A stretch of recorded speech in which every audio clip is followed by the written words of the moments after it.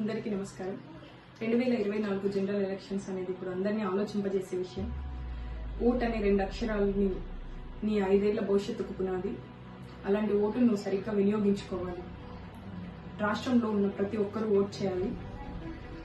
2014 ఉమ్మడి ఆంధ్రప్రదేశ్లో 76.8% మాత్రమే ఓటు నమోదైంది.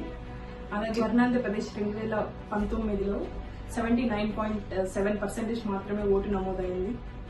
100% ఓటు నమోదు అనేది సినీ చిత్రాలకు మాత్రమే అంకితమైంది. అంతేకాని 100% ఓటు నమోదు కావడం లేదు. కావున ఈ 2024 అంటే మన ముందు ఉన్న ఈ జనరల్ ఎలక్షన్స్ లో మనమందరం కలిసి ప్రతి ఒక్కరూ ఓటు వేసి 100% ఓటు నమోదు చేయాలని కోరుకుంటున్నాను. రండి, కదలి రండి, అందరం కలిసి ఓటు నమోదు చేద్దాం. నాకు ఒక్క ఓటు వేయకపోతే ఏమవుతుంది అని నిర్లక్ష్యం చేయకు. ఒక్క ఓటుతో ప్రభుత్వమే తారుమారు అయిపోతుంది.